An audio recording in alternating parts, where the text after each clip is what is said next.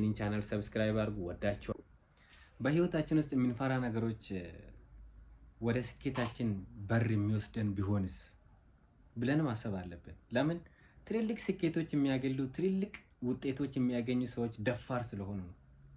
ባይዘው ደፋርና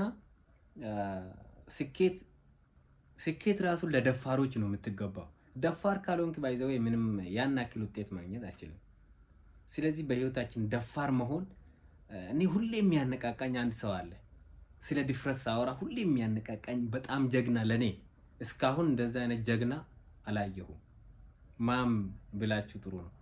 ሃጫሉ ሁንዴሳ መድረክ ላይ ወጥቶ ጅርቱ ሲል ማለት ነው የተኛ ራሱ እኔ እንጃ የሞቴ ራሱ የሚቀሰቅስ ይመስለኛል። በጣም ወዶ ማለት ነው። ለምን የጀግንነት ጥግ የሚያሳየን የድፍረት ጥግ የሚያሳየን በጣም ጀግና ሰው ነው አፄ ማለት ነው። ስለዚህ ደፋሮች ናቸው ትልልቅ ስኬቶች ራሱ ማምጣት የሚችሉ። ድፍረት ለምን ይጠቅማል ብንል ማለት ነው ድፍረት ለምን ይጠቅማል ይጠቅማልስ ወይ ስንል አንድ 5 ፖይንቶች እናያለን። ድፍረት ከስኬት ጋር ጥቅም አለ ወይ ካላችሁን አንድ 5 ፖይንቶች እናያለን። ከአምስተኛ ስንነሳ ደፋር ሰዎችን ማነሳሳት ይችላሉ ይላል። ባይዘው አንድ ደፋር ሰው ካጠገባችሁ ከናንተ ያጠገብ ቢሆን እናንተ ፈሪ ልትሆኑ አትችሉም። ያ ደፋር ሰው ያያችሁ ትልቅ ድፍረት ነው። እንደውም ውስጣችሁ ልባችሁ ራሱ በሙሉነት ነው የሚነሳ ደፋር ሰው ካጠገባችሁ ሲኖር ማለት ነው። ተስፋ የሌለ ድፍረቱ ምን አክሽን ማይወስድ ስራው ካለ ደግሞ ያ እንደዛ አይነት ሰው ነው የምትሆኑት ማለት ነው። ስለዚህ ደፋር ሰዎች ሌሎች ሰዎችን ያነሳሳሉ፣ አቅም ይሰጣሉ። ምሳሌ የወሰድኩት ሃጫሉ ሁንዴሳ መድረክ ላይ ወጥቶ ጅርቱ ሲል ማለት ነው አላችሁ ሲል ማይነሳ ሰው አለ? አገርን ማለት ነው አገርን በአንድነት በአንድ እግሩ የሚያቆም ሰው በጣም ጀግና ከልቡ ማለት ነው ከልቡ ለእውነት የቆመ ነው ጀግና ሰው ድፍረቱ እስከ ጥግ ድረስ ማለት ነው። ደፋር ስትሆን ማትጋፈጠው ነገሮች ሁሉ እየተጋፈጥክ ነው የምትኖረው።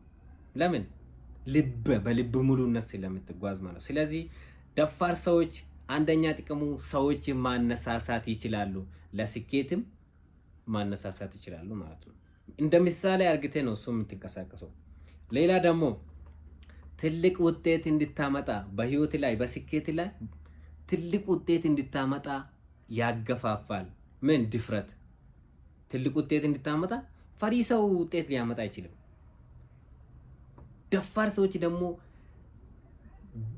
ጄኔሬት የሚያደርጉት ገንዘብ ራሱ ምን ውስጥ ገብቶ ራሱ ከየት እንደሚወጡ ራሱ ስታስቡ ስኬት ለደፋሮች ነው የምትገባ። ስለዚህ ደፋር መሆን ትልቅ ውጤት እንድታመጣ አግኝተን ማታቆ ሞክሬን ማታቆ ነገር ስትሞክር ነው ትልቅ ውጤት ራሱ የምታገኘው።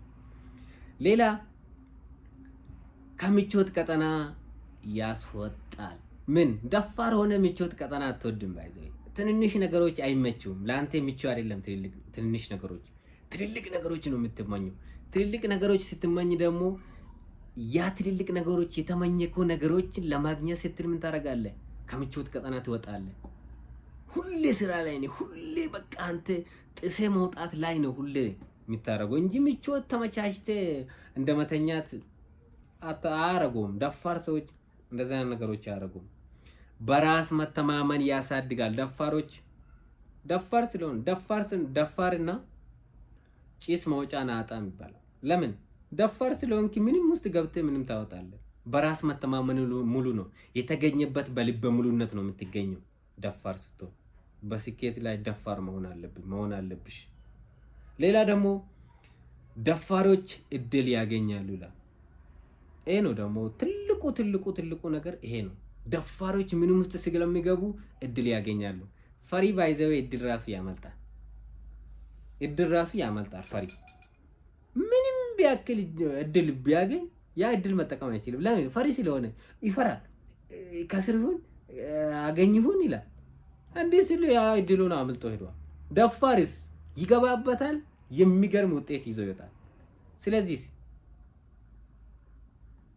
አንተ የፈራበት ነገር ትልቅ በረከት ትልቅ ስኬት ይዞ ቢመጣስ ፈርተ ወደ ኋላ ስትመለስ። ስለዚህ ስኬት ለደፋሮች ትገባለች።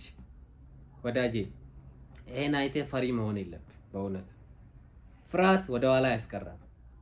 ፍርሃት ከሰው በታች ያደርጋል። ደፋር ስትሆን ደግሞ ማግኘት ያለብህ ሁሉ ነገሮችን ታገኛለህ። ስኬት ራሱ ላንተ ነች ማለት ነው። ስለዚህ ወዳጄ ደፋር ሆነ የምትፈልገው ውጤቶች ለማግኘት ዝግጁ ነህ ወይ?